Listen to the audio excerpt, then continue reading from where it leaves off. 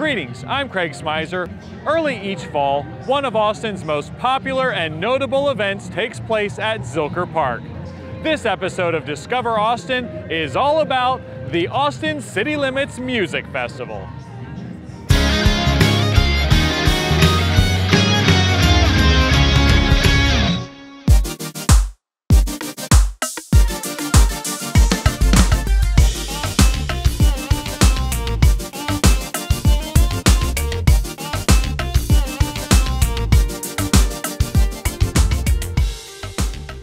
Commonly referred to as ACL, the Austin City Limits Music Festival is an epic event that takes place for 6 days over 2 long weekends. There are 8 stages, over 125 performances, and well over 400,000 enthusiastic music lovers in attendance.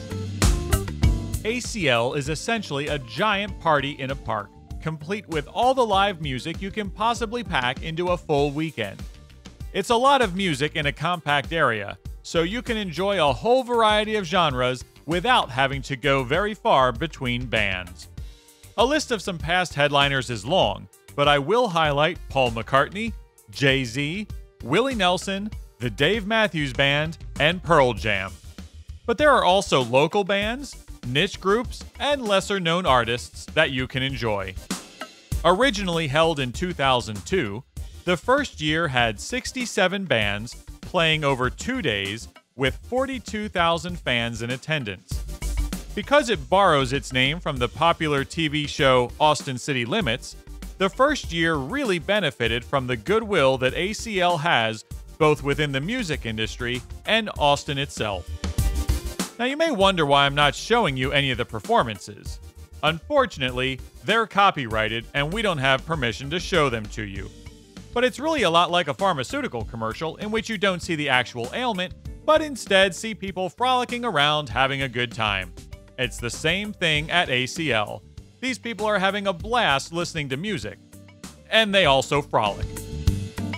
While several of Austin's big events, such as South by Southwest and Formula One racing, bring a lot of tourists to Austin, ACL is really more of a local event. Sure, a lot of people come in from out of town to be a part of it, but you're likely to find most of your friends go to ACL as compared to the other 2 events. Of course, you have to take a photo at the big ACL picture frame. This iconic image has downtown Austin as the backdrop, and no Instagram account is complete without one. If you spend all day at ACL for 3 days in a row, you're going to need something to eat.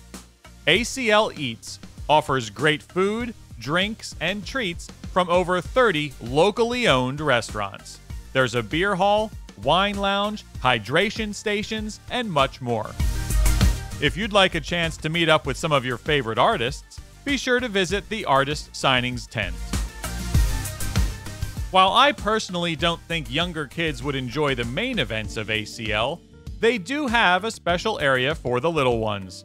So if you bring yours along, be sure to stop by Austin Kiddie Limits. This section of ACL has plenty of activities for the kids and is a nice place for families to escape the crowds. Because all of ACL is held outdoors, the weather can pose some issues.